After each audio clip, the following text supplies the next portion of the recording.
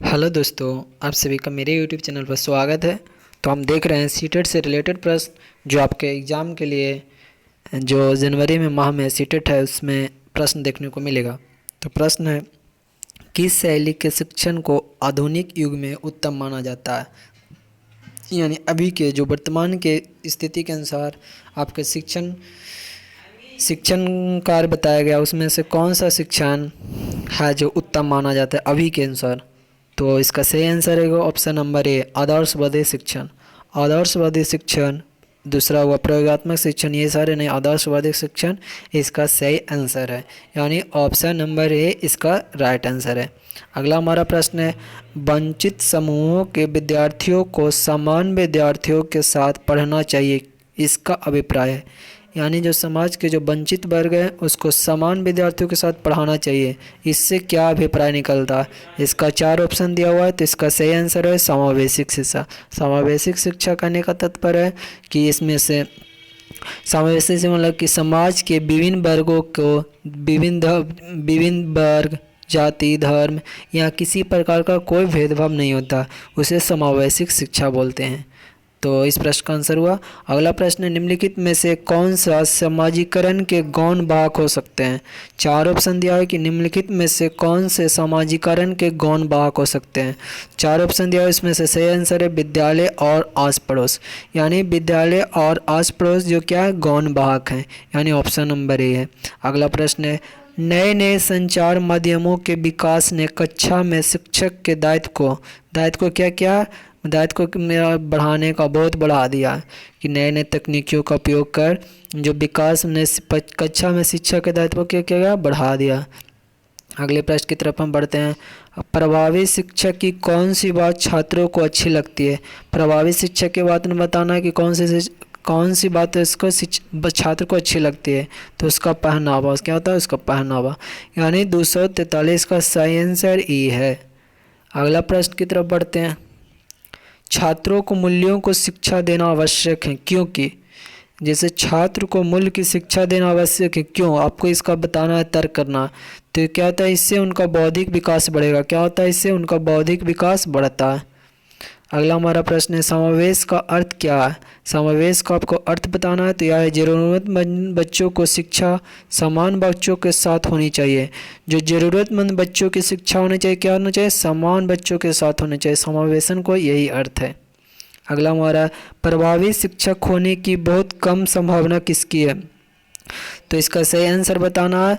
इसका सही आंसर वह जो हर समय अपनी विद्वता का बखान करे, वह जो नैतिक मूल्यों की शिक्षा दी, वह जिसकी पढ़ाने में कोई रुचि नहीं हो। यानी इसका सही आंसर ऑप्शन नंबर ए और सी। अगला प्रश्न, एक कुशल प्रधानाचार्य के लिए आवश्यक है। एक कुशल प्रधानाचार्य के लिए क्या आवश्यक है? तो इसका मानवीय गुणों से भरपूर व्यक्ति नेतृत्व क्षमता। क्या होता है, मानवीय गुणों से भरपूर व्यक्ति एवं नेतृत्व क्षमता, यानी ऑप्शन नंबर सी। अगला, शिक्षा का प्रचार प्रसार क्यों आवश्यक है? तो शिक्षा का प्रचार प्रसार क्यों आवश्यक है? साक्षरता का प्रतिशत बढ़ाने के लिए। किसके लिए? साक्षरता का प्रतिशत बढ़ाने के लिए।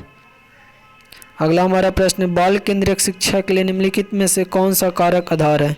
बाल केंद्रित शिक्षा के बारे में बताना। बाल केंद्रित शिक्षा से आप लोग समझते होंगे कि जो बच्चों के अनुरूप जो शिक्षण विधि कराई जाती है वह बाल केंद्रित शिक्षा, यानी वो इसमें बालकों को मुख्य केंद्र बिंदु में रखा जाता है। तो इस प्रश्न का आंसर है व्यक्तिगत अंतर। क्या होता है, व्यक्तिगत अंतर। अगला हमारा प्रश्न है, आप कक्षा में पढ़ा रही है और उस समय आचार्य दोबारा बुलाए जाने पर आप क्या करेंगे? तो उसके क्या करेंगे, तुरंत उनके पास चल देंगे, यानी कक्षा में पढ़ा रहे हैं उस समय आचार्य दोबारा बुलाए जाने पर। अगला प्रश्न है, प्रौढ़ शिक्षा इसलिए आवश्यक है ताकि, 4 ऑप्शन दिया, ताकि क्या प्रौढ़ की संख्या सबसे ज़्यादा हो, यही सही है। प्रौढ़ शिक्षा इसलिए जरूरी है। अगला प्रश्न है, अध्यापन प्रभावशाली हो सकता है यदि अध्यापक शिक्षण वहाँ से प्रारंभ करे जहाँ से विद्यार्थी पहले से जानते हैं। हाँ, यही तो सही है, यानी इसका सही आंसर है। बाकी ऑप्शन देखने का कोई ज़रूरत नहीं है। अगला है, छात्रों का चरित्रवान एवं अनुशासित बनाने के लिए आप क्या करेंगे? तो क्या छात्रों का इसका प्रशिक्षण देंगे? हाँ यही तो सही है कि चरित्रवान और इसको अनुशासित बनाने के लिए, यानी यही ऑप्शन सही है, बाकी ऑप्शन देखने की कोई ज़रूरत नहीं, यानी ये इज द राइट आंसर।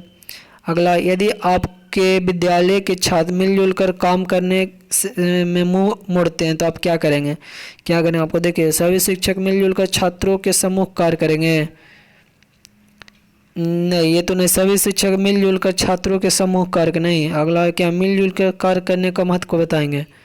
हाँ यही सही है, यानी दूसरा 54 का बी होगा, ऑप्शन नंबर बी, क्योंकि इसमें अपने उसके महत्व को बताएंगे कि मिलजुल कर कार्य करने से सही होगा, क्योंकि इसमें क्या होता है, सभी शिक्षक मिलजुल कर छात्रों के समूह कार्य करेंगे, इससे तो उससे समझ नहीं पाएगा, और जब उसको आप महत्व को बताएंगे तो क्या होगा, महत्व को बताने से जानकर वो खुद काम करने के लिए प्रेरित हो जाएगा। अगला प्रश्न है, विज्ञान पढ़ने वाले छात्रों में प्रयोग करने की क्षमता का विकास कैसे किया जाता है? 4 ऑप्शन दिया है, कैसे, कक्षा में उन्हें प्रयोग दिखाकर। हाँ यही सही है, तो इसका आंसर सही है, बाकी ऑप्शन देखने की कोई ज़रूरत नहीं है। अगले प्रश्न की तरफ बढ़ते हैं। अगला प्रश्न है, कुछ अध्यापक कक्षा में अनावश्यक व्याख्या करते हैं और वही बात बार बार दोहराते हैं, यह समय का नष्ट करता है। यही तो सही है, हाँ इसका सही आंसर क्या है, ऑप्शन नंबर ए ही सही है, बाकी ऑप्शन को देखने की कोई ज़रूरत नहीं है। अगला प्रश्न है, यदि विद्यार्थी पाठ में रुचि न लेते हैं प्रतीत हो तो शिक्षक को करना चाहिए, क्या करना चाहिए, कक्षा से चले जाएं? नहीं, ऐसा तो नहीं होना चाहिए। अगला, नहीं ऐसा नहीं होना चाहिए। दृश्य श्राव, अगला देखते हैं, दृश्य श्राव सामग्री का प्रयोग में लाकर पल को रुचिकर बनाया जाना चाहिए, तो ये भी संभव नहीं है। जहाँ पर संभव दृश्य सामग्री को प्रयोग में लाकर पल को रुचिकर बनाया जाए, नहीं ये भी नहीं हो सकता। अगला देखिए, अगला क्या बोलता है, शिक्षण विधि में बदल दिया जाए। हाँ ये हो सकता है। अगला क्या, कक्षा में कोई अन्य कार्य प्रदान कर दे, नहीं, शिक्षण विधि को बदल दिया जाए। अगला प्रश्न है, शिक्षण कार्य में आदर्श और नैतिकता से आप क्या समझते हैं? शिक्षण कार्य में आदर्श और नैतिकता से क्या समझते हैं, यानी अच्छी शिक्षण व्यवस्था। हाँ यही होना चाहिए। अगला क्या, शिक्षण और छात्रों में आदर्श और नैतिकता का बोधमय होना चाहिए। शिक्षक का शिक्षण कार्य में नैतिकता का समावेश। अगला क्या, शिक्षा को आदर्श और नैतिकता से जोड़ना, तो शिक्षण कार्य में आदर्श और नैतिकता से क्या समझते हैं कि अच्छी शिक्षण व्यवस्था हो, सही यही है, यानी ऑप्शन नंबर ए है। तो ये था आज का हमारा इंपॉर्टेंट सीटेट से रिलेटेड प्रश्न। वीडियो यदि अच्छा लगा तो चैनल को सब्सक्राइब करें और वीडियो को ज़्यादा से ज़्यादा लोग तक शेयर करें।